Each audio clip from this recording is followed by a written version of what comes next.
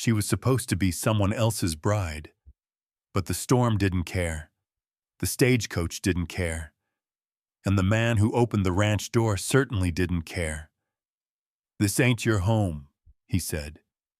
He should have shut the door, until a child ran out, clung to the woman's coat, and whispered, "Mama, don't go." That was the moment everything in Red Bluff Valley shifted. Before we begin, make sure to hit subscribe, stay with this story until the very end, and leave a comment with your city so I can see how far this winter tale travels across the world. Now, let's go back to where it all truly began. The blizzard should have swallowed her whole. It was Christmas week in Montana Territory, the kind when the Lord tested men and beasts alike, and the wind came down from the high ridge like a judgment. Snow slammed sideways across the empty range, chewing up the trail, erasing tracks before a heartbeat passed.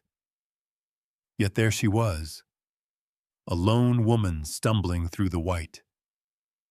Annabelle Hartley's boots slipped on the crusted ice as she dragged her trunk behind her, breath ripping out in thin, breaking threads.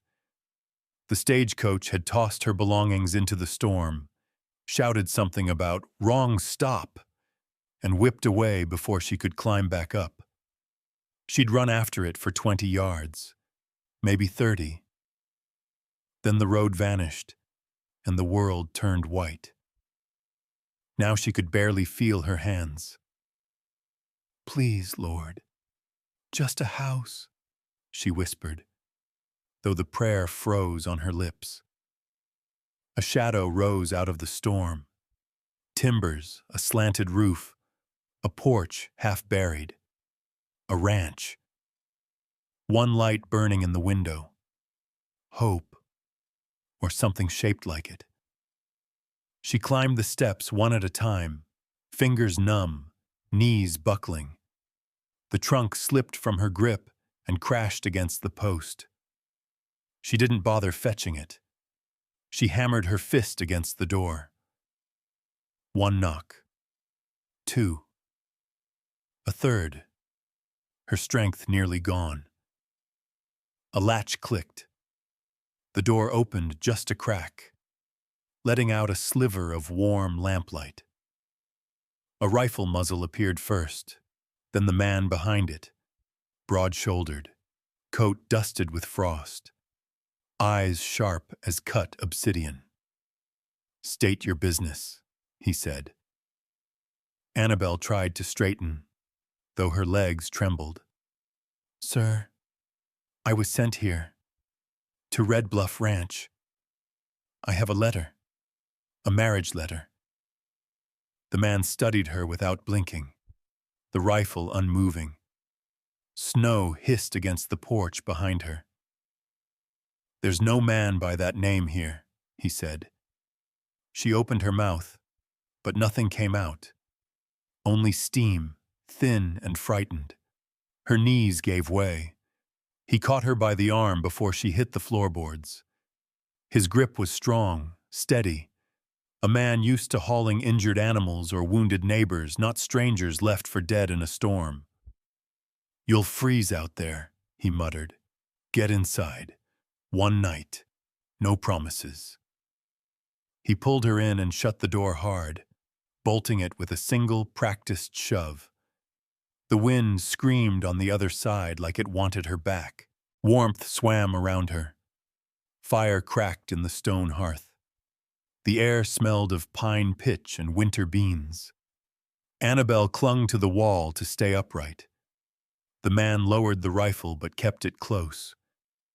"Name?" "Annabelle Hartley." "I'm Garrett Bishop." He didn't offer a hand, didn't offer comfort. Just assessed her like a rancher figuring whether a creature could be saved. "Sit," he ordered. She sank into the nearest chair, breath stuttering. Garrett tossed a blanket over her shoulders, the motion rough but not cruel. "You walked far?" "They dropped me on the ridge." His jaw clenched at that. Should have reported that. Stagecoach men think Winter is licensed to dump folks wherever they please. Annabelle reached into her coat with stiff fingers, fumbling out the letter. It says, Jacob Carter. This is the ranch listed. Garrett skimmed it, snorted once, folded it back. Forgery or mistake. Carter doesn't live here. Never has. The words hit harder than the wind. Annabelle shut her eyes for a moment, one heartbeat only, then forced herself upright again. Resolve was a thin fire, but she had lived on less. If you point me toward town in the morning, you won't make it tonight, Garrett said. Storm's thickening. As if summoned, the windows shuddered under a new blast of wind. He moved around the room with measured steps, checking each latch, each shutter, each line of sight. Not for her sake. She could tell. This was habit. Law. A man who lived with danger like a neighbor. When he finished, he walked to the hallway. You stay out of the last room on the right. Understood? She nodded, though curiosity prickled. A forbidden room in a house this harsh felt like a secret carved in wood. Garrett paused, listening. Not to her. To the house, to something deep in it. Then a faint noise drifted down the hallway. A whimper, small, frantic, childlike. Annabelle lifted her head. Garrett stiffened. Stay here. But she was already rising, unsteady but drawn by instinct stronger than storm or fear. A child. There was a child in the house. She followed the sound before her mind caught up, moving down the hallway where the lamplight thinned. Garrett cursed under his breath, boots pounding behind her. She reached the second door. It stood ajar. Inside, the room was cold, untouched. Rocking chair, quilt folded, a small bed, and behind that bed, a tiny figure crouched, shaking. A girl, no more than 6, hair tangled, eyes wide as midnight. Annabelle froze. Garrett reached her, breath harsh. Miss Hartley, don't! But the girl whimpered again, a fragile sound that cracked something inside Annabelle. She knelt, slow, open hands, no words. The child stared at her, then lunged forward with a strangled cry, gripping Annabelle's coat like she'd been lost in that storm for years. Garrett stopped dead. Annabelle held the girl upright as her tiny shoulders shook the child's. Breath hitched, then a whisper, soft but sharp enough to cut the room in half. Mama, don't go. The house went silent. The storm screamed outside. And Garrett Bishop, a man carved from grief and winter, lowered his rifle just an inch. Only an inch, but enough for the whole world to shift. The word shouldn't have existed in that house anymore. Not after everything that had happened here. Not after the long winter that had taken a life and sealed the rooms with silence thicker than snow. But the little girl had said it.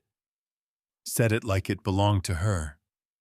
Said it like it was the last thing keeping her alive. Mama, don't go. Annabelle didn't breathe for a moment.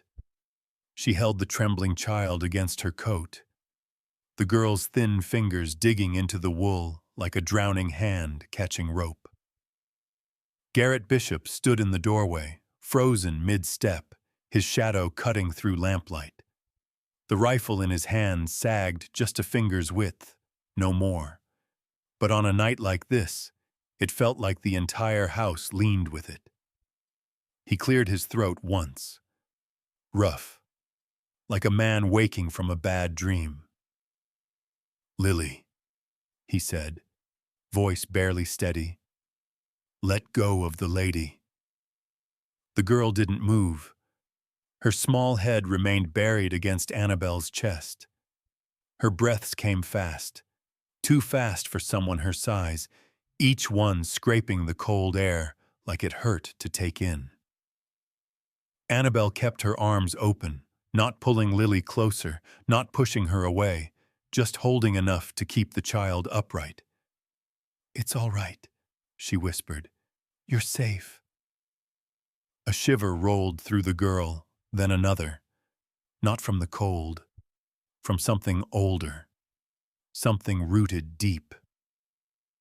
Garrett stepped inside fully now, boots thudding against the floorboards. "Miss Hartley, she don't usually speak to strangers, or anyone." His jaw flexed. "Not for a long while." Annabelle glanced up. "How long?" But he didn't answer. His eyes had moved to the rocking chair by the window, the same chair in the untouched room, the one that still held a folded quilt and a memory he wasn't ready to face. He set the rifle aside. Not far, just far enough. "Come on, Lily." His voice softened, almost cracked. "Let me take you." The girl's hands clenched tighter in Annabelle's coat. "No," Lily whispered. "Don't make her leave." The hallway seemed to contract. The house itself listened. Annabelle felt Garrett's fear before she saw it. Fear not of her, but of something breaking open that he'd spent a year nailing shut. "Lily," he repeated, quieter. "You're confused. She's not. She can't." The girl trembled even harder. Annabelle steadied her with both arms now. It wasn't a choice. It was instinct. The same instinct that had pushed her through the blizzard. The same instinct that now pulled her toward this child like a thread pulled taut by the Lord himself. "Mr. Bishop," she said softly, "she's terrified." Garrett didn't like that. The truth in it. The way it cut through all the locks and latches he'd built inside himself.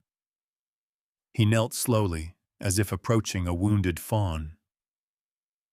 "Sweetheart," he murmured, "you're safe here. I'm right here." Lily shook her head without lifting it. "He said she'd come back. He said Mama would come back if I didn't make noise." Annabelle felt something cold crawl across her own spine. She didn't dare speak. Garrett's face hardened. Not angry, not at her, not at Lily, just bracing. Like a man stepping into winter water. "Who said that, baby girl?" he asked. No answer. Only the squeak of the rocking chair as the draft pushed it once, twice like someone had just risen from it. Annabelle swallowed. "There's a fire warming in the main room," she whispered to Lily. "Let's take you there. You're shaking." The child loosened her grip just enough for Annabelle to lift her without a struggle. Garrett moved aside, stunned at the ease with which Lily clung to this stranger. They walked back down the hallway together, the girl in Annabelle's arms, Garrett following like a man caught between duty and something he couldn't name. At the hearth, Annabelle eased Lily onto a small braided rug. The fire danced soft over her face, warming the shadows beneath her eyes. Garrett hovered. He didn't know where to stand. Didn't know whether to sit, to speak, or to stay silent as stone. "We'll get her warm first," Annabelle said quietly. "Then you can try again." He nodded once, curt, reluctant, yet grateful all at once. The kind of nod men gave when pride had to bend to keep a child breathing. Annabelle wrapped another blanket around the girl's shoulders. Lily reached out, gripping Annabelle's hand like an anchor. "Don't leave," she whispered. "Please." "I won't," Annabelle said before she even thought about it. Garrett heard that. His breath hitched. Barely. But Annabelle noticed. The wind slammed the shutters just then, booming through the house like a fist. Snow rattled against the window panes. The storm had worsened. Garrett strode to the door to check the bolt. Old habit, sharp and rehearsed. He set the rifle nearby. This time, not as a warning, as protection. "We'll keep watch in shifts," he said. "Storm's drawing things in." Annabelle looked up. "Things?" He didn't answer right away. Didn't have to. The wind screamed again, long and angry, like something prowled just beyond the porch. Garrett met her eyes, solemn as an oath. "You were dropped here for a reason, Miss Hartley," he said. "Just don't know yet if it's the right one." A micro hook hung in the silence that followed, and in the firelight, Lily clutched Annabelle's hand tighter, as if she already knew the answer. Morning came slow, like the sun was wrestling the storm for the right to rise. Snow still whipped across the ridge, but the wind had settled into long, tired breaths, dangerous but not deadly. The kind of winter quiet that made a man think the Lord was giving him one more chance to choose right. Garrett Bishop moved through the house before dawn, boots muted on the boards, checking the shutters, checking the fire, checking the hallway where Lily and Annabelle had fallen asleep beside each other. He paused there longer than he meant to. Annabelle lay propped against the wall, chin tucked, hair falling across her cheek.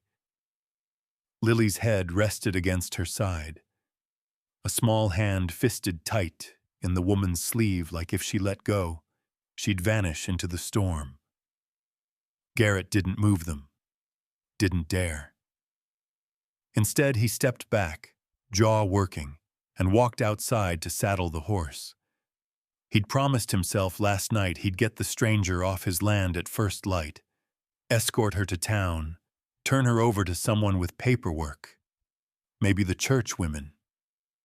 Lily's outburst was just a mistake, he told himself, a confused child still tangled in grief. But when he opened the barn doors, the wind sliced across his face and reminded him that winter didn't care about promises. And when he stepped back inside, Lily was awake, and she wasn't letting go. Annabelle stirred at the same time, blinking at the dim light creeping through the cracks. For a second she seemed disoriented. Then she saw Lily pressed against her and steadied herself. Garrett cleared his throat. "Miss Hartley, storm's lifting some. Good time to get you to town." Annabelle gently loosened Lily's grip. "I appreciate it, truly." The girl must have heard the word town because her body went rigid. She scrambled up and ran, straight for the front door, reaching it before either adult reacted. She planted herself there, arms spread like a tiny sentinel. Annabelle froze. Garrett stiffened. "Lily, move away from the door." Lily shook her head so hard her braid slapped her shoulder. "She can't go." "Sweetheart," Annabelle said softly, rising to her feet. "I'm only going to town. Just for help." "No," Lily's voice cracked. "Don't leave. Don't leave me." Garrett stepped forward, gripping the edge of the doorframe to steady his voice. "She ain't your—" But the look Lily gave him silenced the rest. A look full of something raw, something too old for a child that small. Annabelle came toward the girl, slow, palms open. "Lily, honey, did someone tell you I'd leave like your mother?" The child recoiled at the word mother. Her breath hitched, too fast, too sharp. Annabelle saw it. Garrett saw it. Neither spoke. The ranch creaked under the wind. Snow battered the porch. Somewhere outside, a lone crow screamed across the stillness. And inside, a decision waited. Annabelle knelt in front of Lily. "I won't leave today," she whispered. "Not if you need me to stay." Garrett whipped his head around. "Miss Hartley, one day," she said firmly, though her voice remained gentle for Lily's sake. "Give me one day to understand what this child is afraid of." Garrett's jaw shut like a trap. He didn't like it, didn't want it. But he couldn't order a woman out into a storm with a child begging at her feet. The Lord himself would judge that. He exhaled through his teeth, stepped back, and shoved the bolt into place. "Fine. One day. But this house has rules. You follow them." Annabelle nodded once. "Then tell me the rules." His eyes flicked to the hallway, the forbidden room at the end. "You stay out of that room," he said. "You keep your head down if anyone rides up, and you don't open that door unless I tell you." Lily slid her small hand into Annabelle's. Her knuckles were white. Garrett saw that too. He turned away quickly, as if the sight stung more than it should. "I'll get more wood," he muttered, reaching for his coat. "Storm may fall quiet, but trouble don't." Annabelle raised a brow. "Trouble?" He didn't answer. He pushed the door open, scanned the ridge, stepped outside and shut it behind him. The silence he left behind pressed against the walls. Annabelle drew Lily close and moved her back toward the hearth, easing her onto the rug again. She smoothed the girl's hair, checking for fever, bruises, anything that explained this level of terror. Nothing did. Lily stared at the flames as if watching something inside them, something Annabelle couldn't see. When Garrett returned moments later, snow crusted on his coat. He stomped his boots and hung his hat on the peg. "Something was out there last night," he said simply. "Tracks too fresh for a deer." Annabelle's breath stilled. "Human?" Garrett didn't blink. "Maybe." A cold draft slipped through the floorboards then, running across the room like a warning. One day.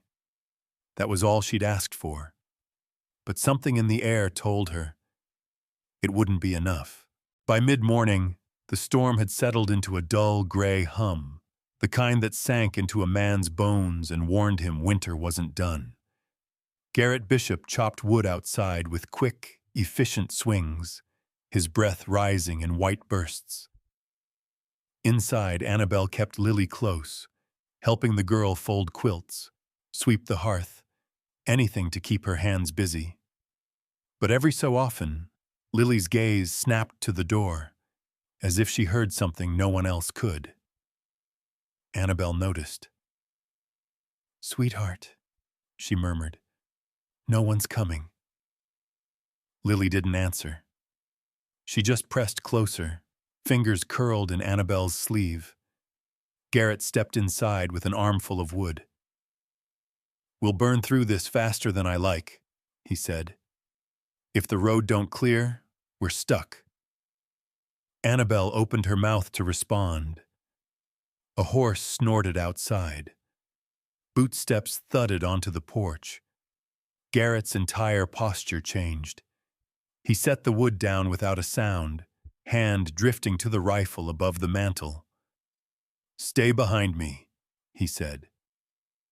Annabelle pulled Lily close, moving back near the table. 3 firm knocks, then a voice, smooth, official, the kind trained to calm while cutting. "Mr. Bishop? Sheriff Rourke here. Need a word." Garrett's jaw tightened. He opened the door only a hand's width, blocking most of the view with his body. "Sheriff?" Morning, the sheriff said, breath fogging in the cold. He wore a dark coat, badge polished bright despite the weather, and on his right hand, catching a sliver of winter sunlight, was a silver ring shaped like a wolf's head. Annabelle didn't see it from her angle, but Lily did. The girl went rigid, so suddenly Annabelle felt it through her arms. Inside the house, breath thinned. "What do you need?" Garrett asked. Sheriff Rourke smiled, a polite stretch of lips without warmth.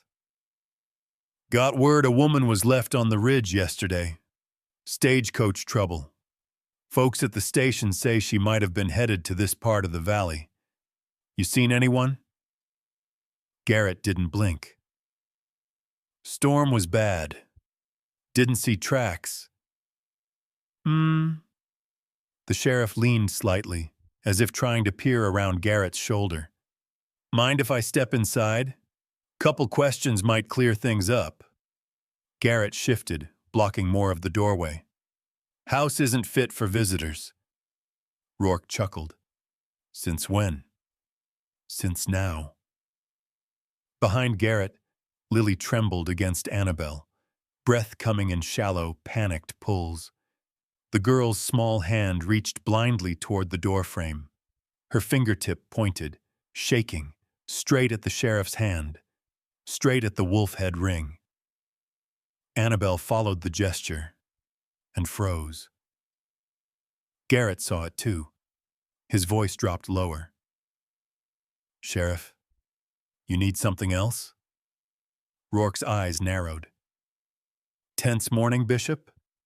You seem protective." Garrett didn't answer. Annabelle instinctively stepped back farther into shadow, pulling Lily with her. The girl hid her face against Annabelle's coat, but her voice escaped in a small, cracked whisper. "Ongda, la mama cook." The words weren't aimed at the sheriff. They were pulled out of memory, out of something that lived deep in her bones. But the timing, the sheriff on the porch, the ring glinting, it made the entire room tilt. Garrett barked, "Lily, quiet!" But the damage was done. Rourke's expression flickered, something sharp sliding beneath the polite surface. "Seems you've got company in there," he said mildly. "Mind if I come in and make sure all's well?" Garrett stepped fully into the doorway, blocking even the suggestion of entry. "I said the house ain't fit, and the girl's sick from the cold. Come back when the storm's passed." A beat. 2. The wind hissed across the porch like it was waiting to hear what happened next. Finally, the sheriff tipped his hat. "All right then. But you know how winter goes. Storm buries all sorts of things. Sometimes folks don't show up where they're expected." He clicked his tongue at his horse, turned, and descended the steps. Before he mounted, he looked back once, eyes catching on the doorframe, on the faint outline of Annabelle behind it. "Tell your guest," he said calmly, "that the town's always glad to help newcomers, especially mail-order brides who get sent to the wrong doorstep." Garrett slammed the door before Annabelle could gasp. He threw the bolt, then threw the second one, then leaned his shoulder against the wood as if expecting the sheriff to come through it. Silence held. Annabelle knelt, checking Lily's breathing. The girl clung to her, shaking so hard Annabelle could feel it in her own ribs. "Mr. Bishop," Annabelle whispered, "what just happened?" Garrett didn't answer right away. He stared at the door like it was the edge of a cliff. Finally, voice low, tight, he said, "He just marked this house." Annabelle swallowed. Marked for what? Garrett met her eyes, no softness left. for trouble. A gust hit the shutters then, rattling them like a warning. And somewhere in the distance, faint but real, another horse whinnied in reply. A micro hook hung in the cold air between them, the kind that said the sheriff wasn't the only one watching. Garrett didn't speak for a long while after the sheriff rode off. He moved through the house like a man checking for cracks in his own walls, securing shutters, pacing once, twice, then stopping at the window to watch the ridge until the sheriff's silhouette vanished into the gray. Only then did he turn to Annabelle. "You follow the rules," he said quietly, "and you stay near the girl. Whoever's stirring trouble knows she's the weak point." Annabelle glanced at Lily, who sat curled on the braided rug, blanket wrapped around her shoulders like armor too big for a small soldier. The girl's eyes stayed locked on the door, pupils wide and frightened. "What would they want with a child?" Annabelle asked. Garrett didn't answer. His jaw flexed, and he looked away. He grabbed the small iron key from a hook by the mantel and pressed it into Annabelle's hand. Cold, old, worn smooth by years of habit. "This opens the supply room," he said. "Ammo, tools, dry goods. Take what you need if things turn bad." She stared at the key. "Why give this to me?" "Because trouble don't knock twice."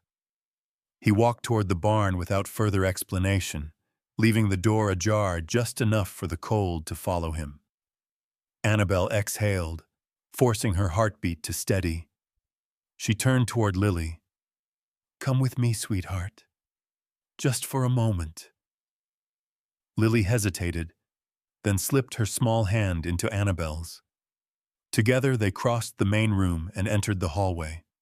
As they passed the forbidden door, the one Garrett never let her approach, Lily's steps faltered.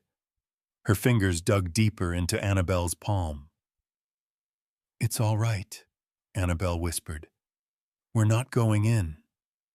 But Lily shook her head. Not in disagreement, in warning. Annabelle felt it. She tightened her grip and continued toward the back utility room. The floorboards here were rougher, older, scarred by years of boots and winters. She crouched beside the lowest board where the wood curved unnaturally. "Lily?" she murmured. "You know something's under here, don't you?" The girl knelt, touched the board with the tips of her fingers, then tapped twice. Annabelle pried her nails between the seam. It didn't budge. Lily tapped again. 3 quick knocks like a signal. Annabelle tried a different angle, pushing with her palm. The board clicked loose. A hollow space opened beneath the floor. Cold air rose from it. Inside lay a small wooden box, simple pine carved by hand, corners smoothed by use. Annabelle lifted it out carefully, her breath catching as she felt the weight. "Did your papa put this here?" she asked. Lily didn't answer in words. She just nodded once, small, scared. Annabelle opened the lid. Inside were 3 items: a folded letter, edges stiff from age, a ribbon the color of faded lilac, and a scrap of paper with a hurried, slanting hand. Sarah's handwriting. The wife. The mother. The ghost of this house. Annabelle unfolded the letter first. The ink was smudged in places, but enough remained to feel the tremor of the woman who wrote it. Crow came again. "I don't want him near Lily. He's not the man you think. Please speak to Rourke. Something is wrong." Annabelle's stomach tightened. She read it twice slowly, letting every crooked letter settle into her mind. Lily's eyes shimmered with unspoken memory. "You remember some of this," Annabelle whispered. "Don't you?" Lily touched the lilac ribbon. Her small thumb traced its edge like it was something sacred. Her lips parted, but no sound came. Annabelle reached to take the child's hand, but the back door creaked. Snow blew in around someone's boots. Garrett. His face paled when he saw the open floorboard, then the box. Miss Hartley. His voice wasn't loud, but it landed like a hammer. Annabelle rose slowly. I didn't force her to show me.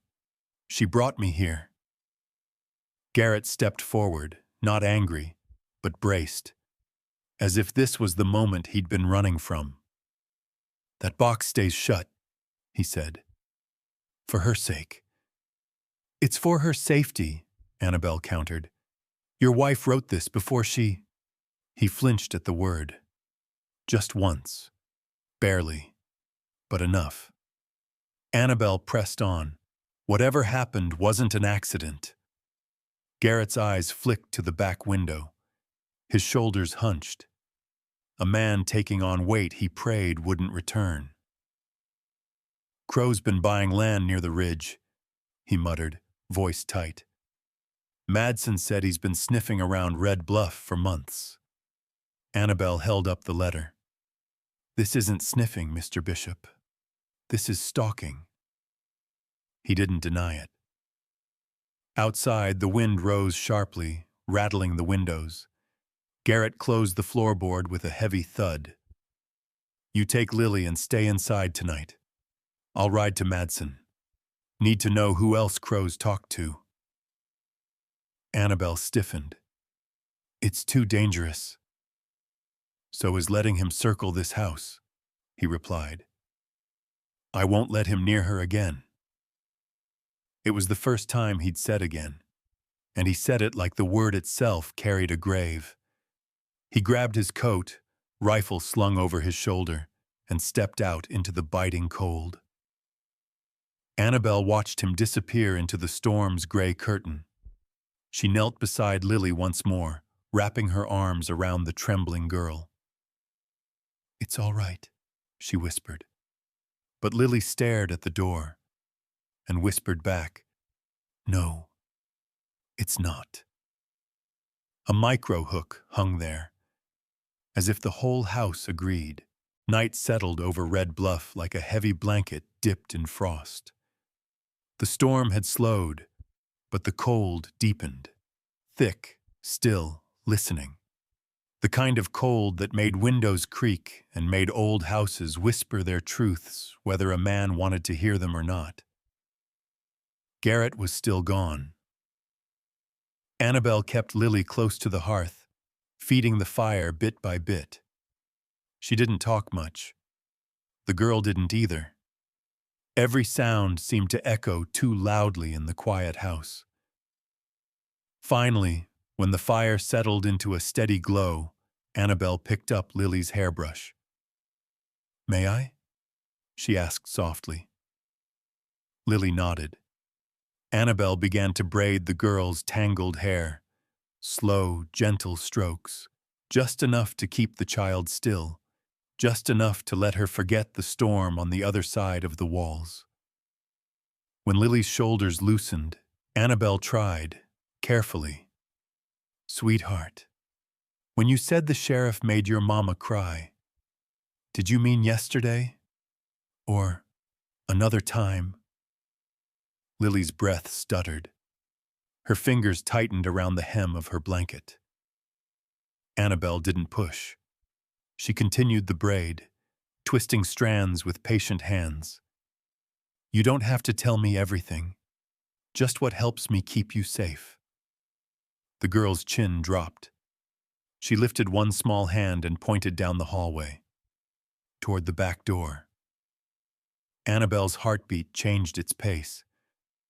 Show me, she whispered. Lily slid off the rug and padded across the floor, barefoot, but silent.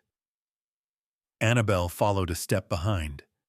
At the back door, the girl crouched, touching the wood, where a faint scratch left a pale scar across the grain. She took Annabelle's hand and pressed it to the mark. Annabelle felt the groove. Thin, sharp, purposeful. Not weather, not accident. A struggle. Lily's throat bobbed. Her voice was a breath. He pulled her. Annabelle knelt. Lily, who pulled her? The girl's eyes flicked toward the window, where snowflakes drifted like ashes. Crow, she whispered. The name barely made a sound, but the house heard it. So did Annabelle. She tried to steady her breathing. And your papa? Lily's mouth trembled. Papa slept. Annabelle closed her eyes for a heartbeat, not in despair, but in calculation. Lily wasn't spinning stories. A child couldn't fake that kind of memory, not with that kind of dread. Did someone tell you not to speak about it? Annabelle asked. Lily didn't nod, didn't shake her head. Instead, she raised her sleeve, showed the faint bruise on her wrist. Old. Not Garrett's doing. Something else. 2 small fingerprints. Sheriff? Annabelle whispered before she could stop herself. Lily's breath hitched. Not confirmation. Not denial. Just fear. Raw enough to answer everything. Annabelle swallowed. You're not sick, sweetheart. You've been scared into silence. Footsteps sounded outside then. Snow crunching beneath a horse. Annabelle swooped Lily behind her, heart slamming against her ribs. She reached for him, the poker by the hearth, holding it like a blade. The child pressed her face into Annabelle's back. Another crunch. Then boots on the porch. Annabelle tensed, breath thin, ready to swing. The door opened. Garrett stepped in, snow crusted on his shoulders, rifle slung low. His face was pale from the cold, but his eyes were sharper than the wind. You all right? He asked. Annabelle lowered the poker slowly. You scared us. Good, he muttered. Means you're thinking ahead. He set the rifle down and dropped his gloves on the table. Annabelle noticed how his fingers shook, just barely, but enough to suggest he'd ridden harder than a man should in weather like this. What did Madsen say? She asked. Garrett's jaw tightened. Crow's been asking questions about a mail-order woman who didn't reach town. Said he was looking to help. Help, Annabelle repeated, bitter. Garrett didn't argue. He looked at Lily then, really looked. The girl hid behind Annabelle, peeking out only long enough to make sure he wasn't angry. What's wrong with her? He asked quietly. Annabelle didn't answer with words. Instead, she guided Lily's hand to the scratch on the door. Garrett stared. Long, heavy, like the truth was a rope tightening around his chest. Then he knelt, slow, deliberate, bringing himself eye level with the girl. Lily, he said softly, tell me what you saw. The girl's throat worked. Her eyes darted to the wolf ring burned into her memory. She clutched Annabelle's sleeve. Crow, she whispered again. Garrett didn't move, didn't blink. And Mama? He asked. Lily pressed her forehead into Annabelle's side. Her voice was barely sound. He took her. Something broke in Garrett's posture. Not visibly, not loudly, but in the way his shoulders lowered, as if a truth he'd feared for a year finally stepped into the light. Annabelle waited, breath held. Garrett rose slowly, one hand braced against the doorframe, as if keeping the house upright. "Miss Hartley," he said, voice low and certain, "we're done pretending this ends at our porch." Outside, a gust slammed the shutters again. Lily jumped. Garrett reached for his rifle. And Annabelle knew, without being told, that whatever was coming next would not wait for daylight. A micro hook settled in the cold between them. The kind that said the storm wasn't their worst enemy. Annabelle barely slept that night. Every time the wind shifted, she expected a fist on the door, boots on the porch, or the rasp of someone circling the house. The fire crackled low, shadows stretching long across the floor, like warning fingers pointing toward the windows. Garrett didn't sit, didn't rest. He kept moving from shutter to shutter, checking the latch, checking the corners, checking anything a man could check when he knew danger had already set its sights on his home. By dawn, the world outside was washed in pale gray. Snow had slowed, but the cold carried a different weight, like the storm had passed only to let worse things walk behind it. Lily woke in Annabelle's lap, small fingers immediately reaching for her sleeve. Annabelle stroked her hair and whispered, "I'm right here." Garrett tossed another log on the fire, the flames jumping at the sudden gift of life. "We need answers," he said. "Real ones." Annabelle nodded. "Then we start with the letter." She reached into her coat and pulled out the mail-order envelope. Creased, crumpled, edges still stiff with frost from the day she'd been abandoned on the ridge. Garrett crouched beside her, rubbing the back of his neck with a hand that showed more hesitation than he'd ever admit. Annabelle unfolded the paper. "This was supposed to take me to a man named Jacob Carter," she said, "to a ranch 2 miles south of the station." Garrett frowned. "There's no Carter on that land. Hasn't been in years." Annabelle tapped the corner of the envelope where a faint stamp lay smeared beneath melted snow. "I noticed something last night. Look." Garrett leaned in. The ink wasn't just smeared, it was doubled. A second impression sat beneath the first, like someone had pressed a different seal first, then covered it with the Carter address later. Garrett's brows pulled tight. "Someone altered this." "Someone wanted me dropped at Red Bluff," Annabelle corrected. "Not by accident." Before he could answer, Lily tugged Annabelle's coat. The girl pointed to the envelope again, tapped it, then touched her own chest. "You?" Annabelle asked. Lily nodded once. Garrett sat back on his heels. "She's seen this before." Annabelle's pulse kicked hard. "Where?" Lily walked to the hallway, straight to the utility shelf where Garrett kept tools and spare nails. She dug beneath an old cloth and pulled out a folded receipt. Thin paper, torn at one edge. A stagecoach ticket. No. A release slip. Annabelle took it with shaking fingers. The writing was unmistakable. Paid in advance. "Drop passenger at Red Bluff Ranch." Signed.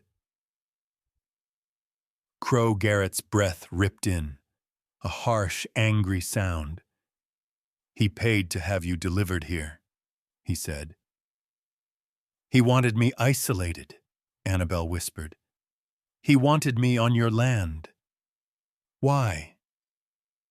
Garrett's eyes darkened. "Crow never does anything straight. If he wanted you far from town, that means he didn't want witnesses, didn't want questions." Annabelle's stomach twisted. Or he wanted leverage over you. Garrett stood so fast the chair behind him rocked. Madsen needs to know this.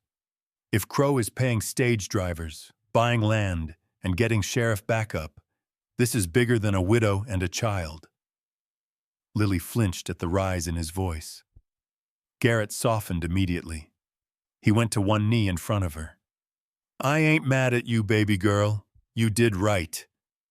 The child pressed her lips tight and leaned into Annabelle. Garrett grabbed his coat, checked the rifle, and slung the strap across his chest. Annabelle rose too quickly. You can't ride alone, not with Crow stirring the whole valley.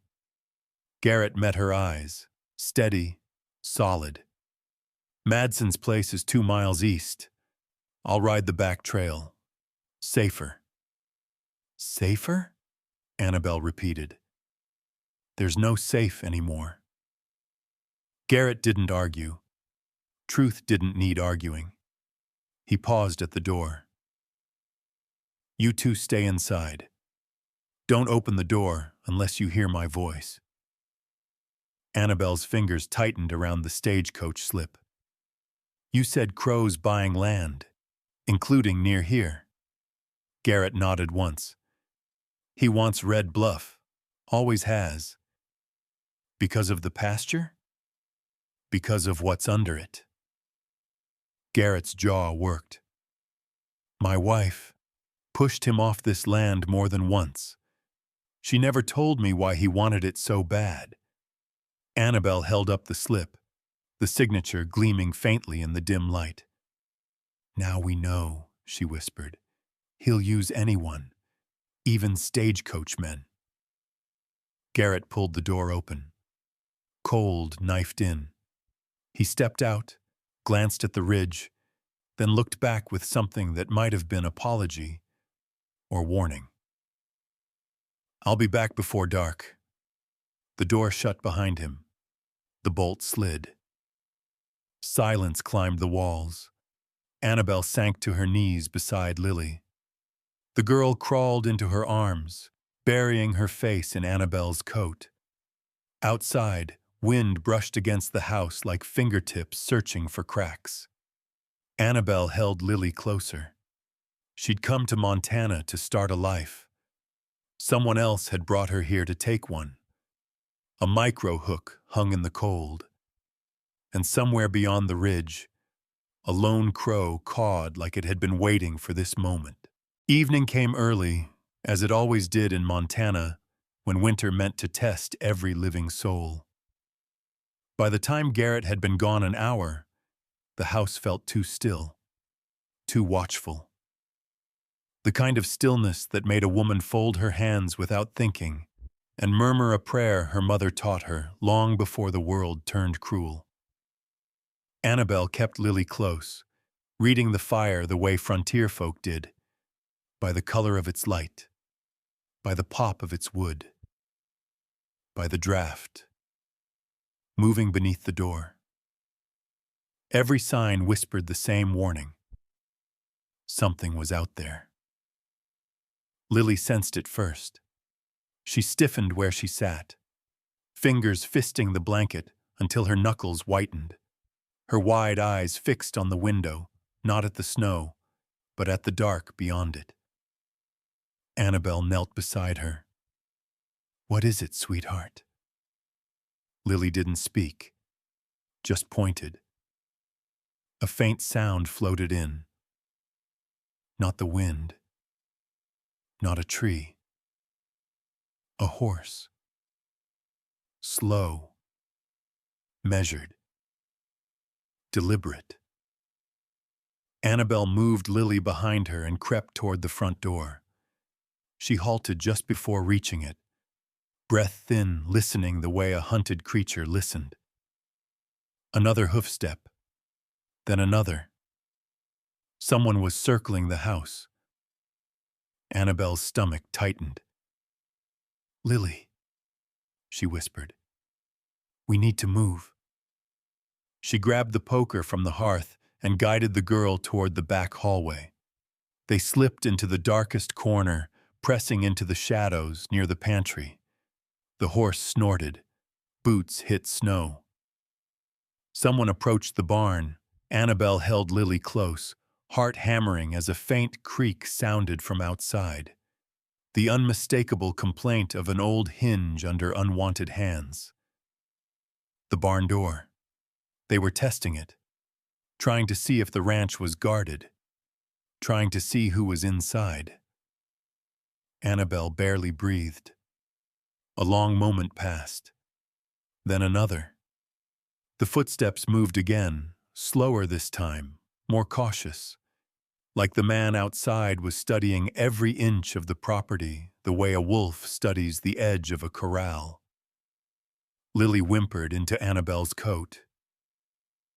"It's all right," Annabelle murmured, though her voice shook. "I've got you." A sudden clang split the air, then a shout, rough, angry. Firelight reflected on the window. Orange. Wrong. Immediate. Annabelle's blood ran cold. They'd lit the rick of hay behind the barn. A small fire at first, meant to test Garrett's reaction. To draw someone out. Annabelle dragged Lily toward the back door. But the girl refused, hands shaking, feet refusing to move. "No, not outside," she whined, the small voice shattering. "Sweetheart, we don't go near the flames," Annabelle said, kneeling to meet her eyes. "But the smoke will fill the house. We go to the cellar. Now." Another shout outside. Another surge of firelight. Annabelle scooped Lily into her arms, no hesitation, and ran. The cellar door lay beneath the kitchen rug. She yanked it open, ushered Lily down the ladder, then climbed after her, pulling the door shut. Darkness wrapped around them, broken only by the thin sliver of orange bleeding through the cracks above. Lily pressed her face into Annabelle's shoulder, breathing hard. Annabelle held her close and listened. Bootsteps pounded across the snow. 2 men, maybe 3. One laughed, a sharp, ugly sound. "Not coming out," a voice drawled. "Bishop's got more sense than I figured." "Crow said test the place," another voice answered. "Smoke'll tell us how many's inside." Annabelle's nails dug into the cellar beam. So it was Crow, not guessing any more, not pretending to help, not hiding behind the sheriff. He was hunting. The men paced around the foundation. One kicked at the wallboard. "You think the woman's in there too?" the first one asked. Crow hoped so. They walked away, their voices fading into the wind. The fire crackled outside but didn't spread far, just enough to scorch the hay and scare the livestock. A test, a warning, a message. Annabelle waited until she couldn't hear anything but the hiss of dying flames. Only then did she push open the cellar door. Smoke drifted in long, lazy ribbons. The fire had been doused by the snow on its own. She carried Lily upstairs and checked every shutter again, heart still racing.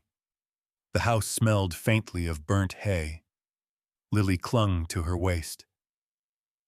"He's coming," she whispered. "Crow." Annabelle closed her eyes, steadying her voice. "Not tonight." But she wasn't certain. Snow began to fall again, thick, quiet, smothering. Garrett didn't return until near midnight. He stomped the snow off his boots, stepped inside, and immediately stopped. He smelled the char. His face hardened. What happened? Annabelle handed him the charred scrap she'd found by the barn door, part of a glove, singed black. 3 men, she said softly. They weren't here to kill. They were here to see. Garrett's eyes flicked to Lily, then back at Annabelle. "They're hunting," he said. "No," Annabelle corrected, voice sharp as frost. "They're circling." Garrett looked toward the dark windows. Snow pressed against the glass in soft, relentless waves. "They'll strike soon." The house held its breath with them. A micro hook settled in the quiet, like the storm outside was choosing sides. Morning didn't break so much as creep in. Gray first, then a muted wash of pale light that didn't warm the frost on the window. Garrett had barely slept. Annabelle hadn't either. Lily dozed only in half-dreams, waking with the smallest sound. The house carried the scent of burned hay and cold iron, reminders that someone had stood on this land during the night, studying it, marking it.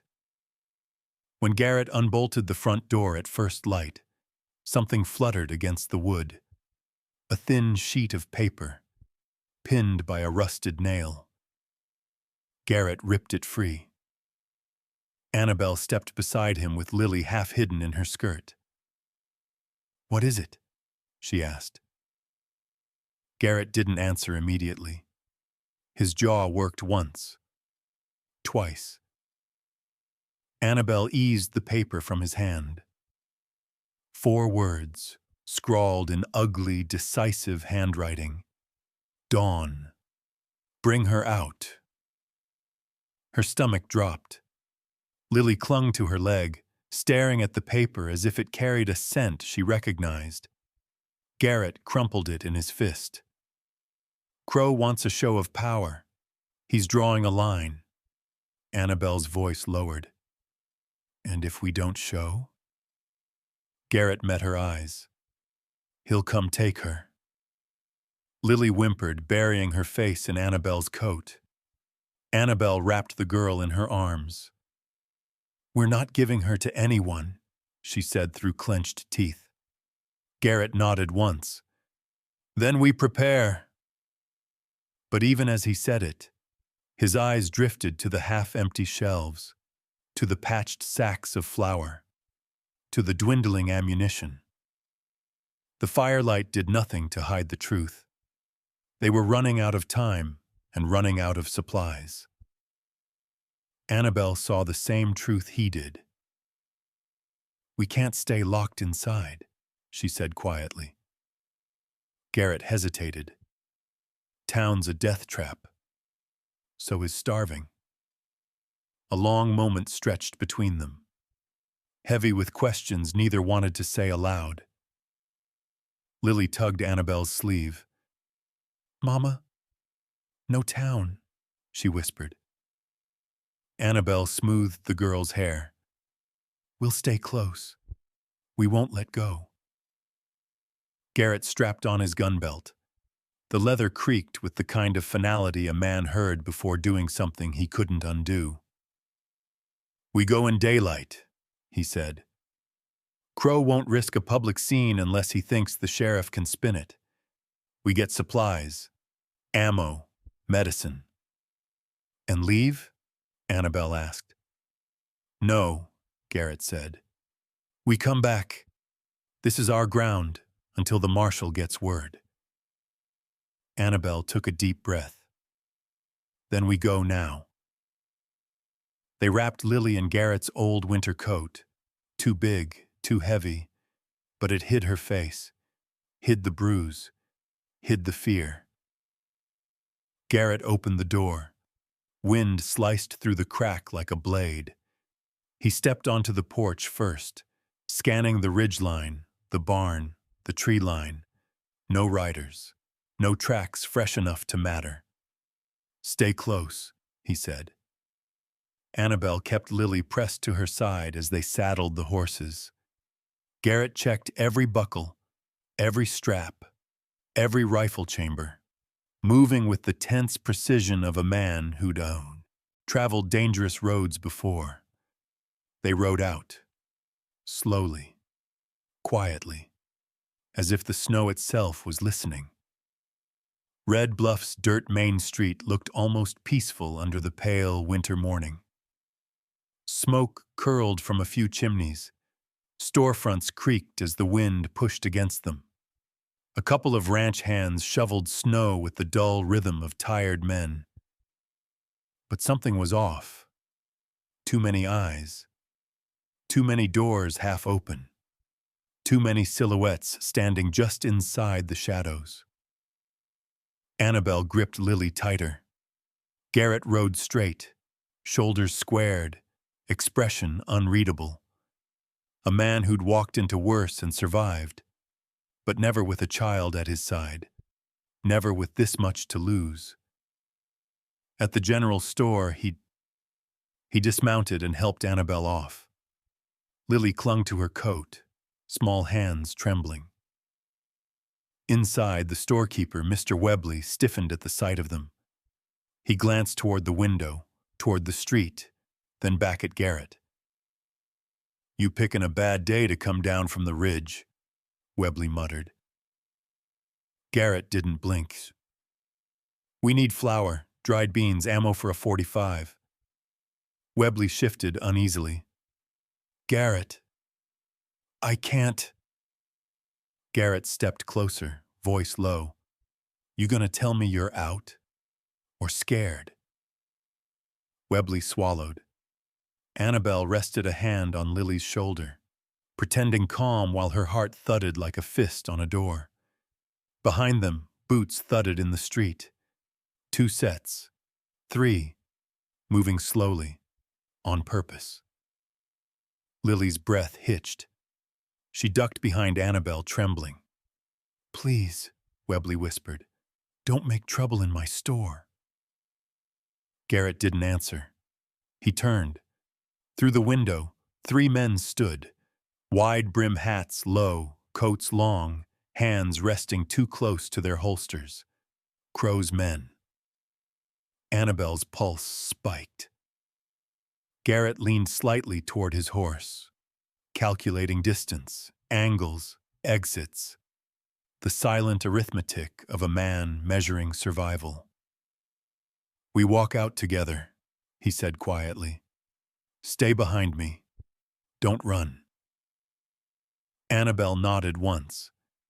She lifted Lily into her arms, pulling the child's face against her shoulder. Outside, one of Crow's men spat in the snow, then smiled, a slow, wolfish curl of the lip that promised trouble.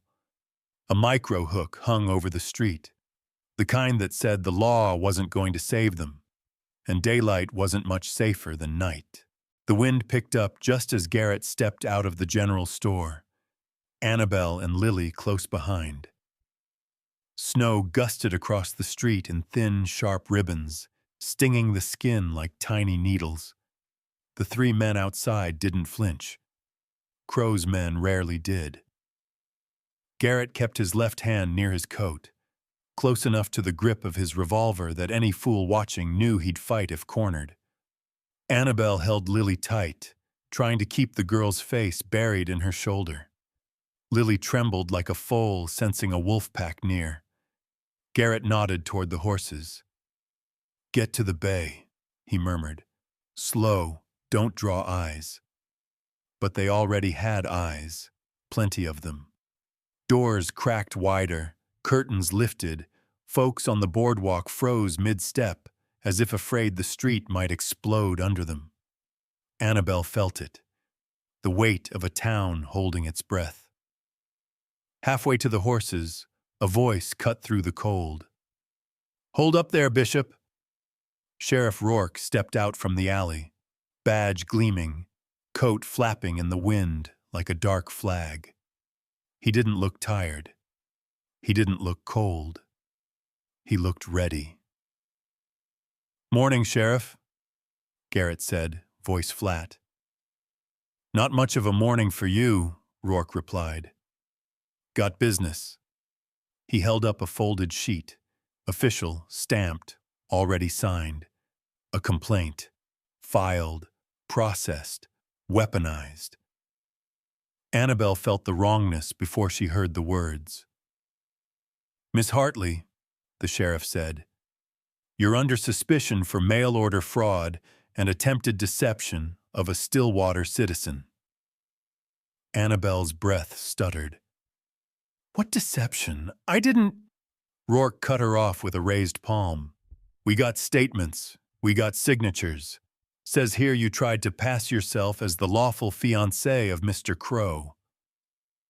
Annabelle's stomach dropped. That's a lie. Law says otherwise.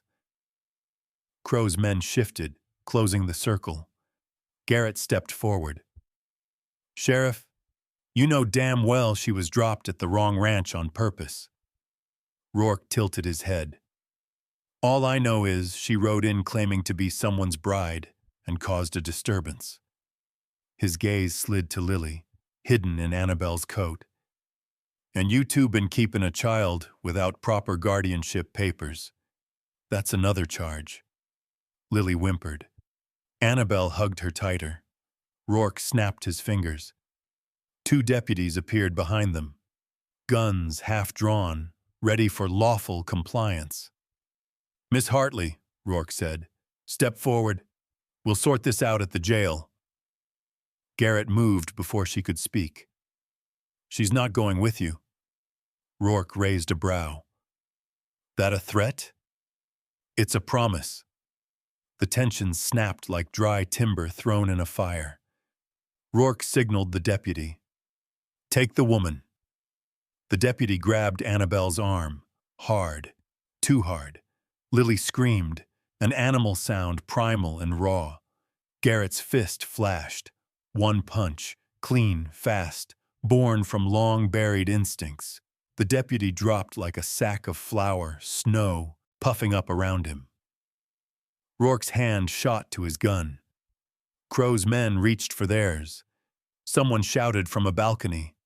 Boots hammered the boardwalk. The street erupted. Garrett grabbed Annabelle's wrist. Run! They bolted between the horses as gun hands fumbled for position.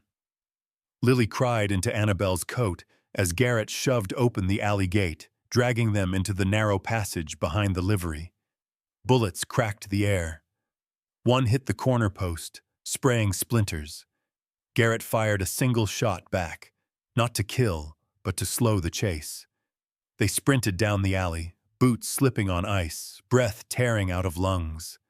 Lily bounced in Annabelle's arms with each desperate stride. Behind them, Rourke roared, Bishop! You're resisting arrest! Garrett didn't look back. Law don't mean a damn thing when it serves a wolf. They burst out near the churchyard, snow crunching underfoot. Garrett slammed into the back door of the chapel. It swung open. A hand reached out. Thin but strong. Ungloved. Unshaking. Inside, Martha Pike hissed. Quick! She yanked them in and shut the door, sliding the bolt just as Boots pounded past outside. Annabelle collapsed to her knees, clutching Lily tight. Garrett braced a hand on the pew, chest rising and falling like a bellows.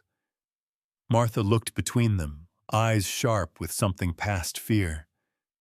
You've stirred the devil, she whispered. This town already sold its soul to Crow. Garrett looked up. Then we take it back. Martha shook her head. Not today you won't. Today you hide. Tomorrow, God help you. Outside, voices shouted, orders barked, riders scattered in search patterns. Inside, the church was still. Too still. A micro-hook settled between the pews, the kind that said the worst was still coming. And it would arrive before dark. Martha Pike kept them hidden until the church bells groaned into silence. Outside, the search thinned. First footsteps, then voices, then the lonely rattle of a horse's bridle disappearing on Main Street. When the air finally settled, she unbolted the back door. Go, Martha whispered, before they circle back. Garrett checked the alley, then signaled Annabelle and Lily forward. They slipped out into the cold, silent, low, moving like shadows, fleeing a larger shadow. Snow had deepened, muffling their steps. Garrett lifted Lily onto his hip, despite the pain shooting through his ribs, and led them toward the ridge trail. Annabelle followed close, glancing back every few paces. At the top of the rise, Garrett stopped. A thin line of smoke curled upward in the distance. Not chimney smoke. Darker. Thicker. Wrong. Annabelle's breath caught. "Garrett, is that—" He didn't answer. He didn't need to. The fire had a color a man never forgot. The color of his own home burning. Garrett shoved Lily into Annabelle's arms. "Stay here." Annabelle grabbed his sleeve. "Garrett, don't!" But he was already running. The snow slowed him. The wound in his side slowed him more. But rage pushed him downhill, boots tearing through drifts, breath ripping out in ragged bursts as he crossed the frozen creek and surged toward Red Bluff Ranch. Annabelle followed, because no woman with sense leaves a man to face that alone. By the time they reached the outer fence, heat licked their faces. Red Bluff Ranch. The house that held Lily's memories, Sarah's last breath, and every scrap of Garrett's quiet life, was burning like a funeral pyre. Roof caved. Windows howling fire instead of wind. Smoke billowing upward in black ropes. Garrett staggered toward the porch, choking on the smoke. Annabelle grabbed him. "Garrett, you can't go in!" "My tools, my records, my—" "The house is gone," Annabelle snapped. "Lily isn't." The words hit him harder than the heat. He swayed, knees buckling. The glow of the flames painted his face in savage reds and dying golds. Annabelle pulled him backward, step by shaking step, until they reached the fence again. Garrett finally collapsed to one knee, hand braced in the snow as embers floated past, like dying fireflies. Lily ran to him the moment Annabelle set her down. "Papa!" she cried, voice cracking. Garrett wrapped an arm around her, pulling her into his chest, his other hand gripping the fence as if to hold the world steady. Annabelle watched the blaze consume the last pieces of Sarah's life. Her curtains, her quilting frame, her letters, her scent. Someone had burned not just wood, but history. Proof, sanctuary. A message. Garrett forced himself to stand. Smoke clung to him like funeral cloth. "They wanted to break me," he murmured. Annabelle shook her head. "No. They wanted to leave you nowhere to go. Because a man with no home is easier to corner." Garrett's jaw clenched until the muscle twitched. "We're going to Madson's," he said hoarsely. "It's the only place they won't torch. He's the only one Crow doesn't dare cross outright." Annabelle lifted Lily again. The child hid her face against Annabelle's collar, shaking with little gasps. They trudged back through the snow, the burning ranch crackling behind them like the devil laughing. When they reached Madson's house, he opened the door before Garrett even knocked. "I saw the smoke," Madsen said. His face was grim. "Hell of a day to lose a home." Garrett stepped inside, shoulders heavy. "It wasn't an accident." "No," Madsen said. "It never is." Annabelle eased Lily onto a wooden chair by the stove. The girl stared at the floor as if fire still burned beneath her feet. Madsen poured hot water into a basin. "Marshall wired me back," he said.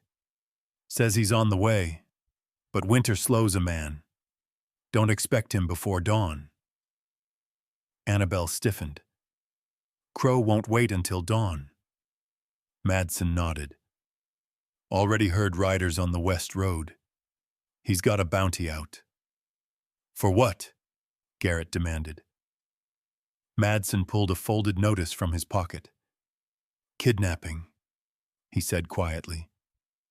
And fraud. Annabelle's breath hitched. Garrett's hands curled into fists. But listen. Madsen lowered his voice. Crow's sloppy. He wants to force your hand tonight before the marshal arrives. Annabelle's pulse hammered. He'll come here. He will, Madsen confirmed. So you best find cover. Load up the rifles. And pray. Garrett turned to Lily, kneeling so they were eye level. Baby girl, he whispered. I need you to tell me something. Anything you remember. Anything that helps. Lily lifted a trembling finger, pointed beneath the floorboards. Madsen blinked. What's she? Garrett understood instantly. He pulled up the rug, pried open the loose board, and revealed the old reserve stash. A small chest of cartridges and a box Sarah had insisted they keep hidden, just in case. Lily had remembered. Through smoke, through fear, through silence. Annabelle touched the girl's cheek. Good job, sweetheart. Garrett rose with a grunt, wincing from the wound at his side. Annabelle steadied him. We stand together tonight, she said softly. Garrett met her eyes, and in the flicker of the lamp, something unspoken solidified between them. Not romance, not promise, a shared front line.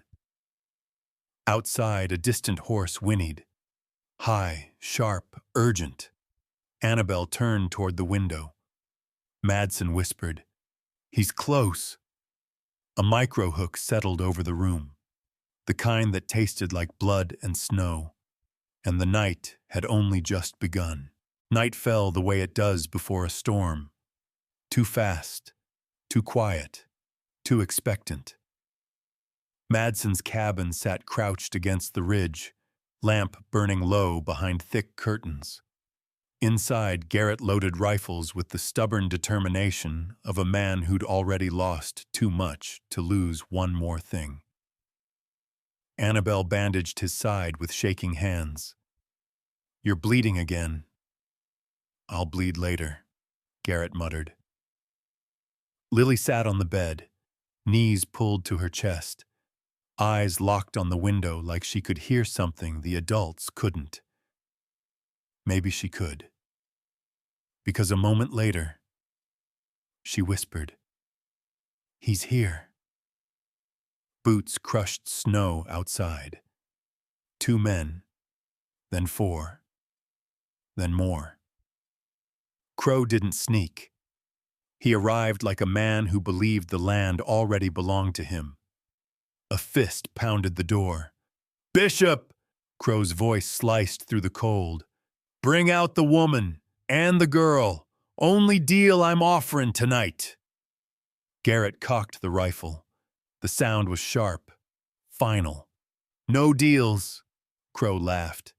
You think the marshal'll save you? He ain't coming before morning. A beat. Open this door, and I only take one. Annabelle stiffened. 1? Crow's voice warmed with poison. Woman or child? You choose. Lily whimpered. Annabelle pulled her close. No one's choosing anything, she whispered fiercely. Outside, boots shuffled, forming a semicircle. Snow ground under heels. Guns clicked. Crow knocked again, knuckles slow, deliberate. Clock's ticking. Garrett looked at Annabelle. We can't stay inside. He'll burn the cabin like he did mine. Annabelle nodded. Then we take the ground. Garrett cracked the door open an inch, just enough to see silhouettes waiting under the moonlight, rifles ready, faces wrapped in scarves.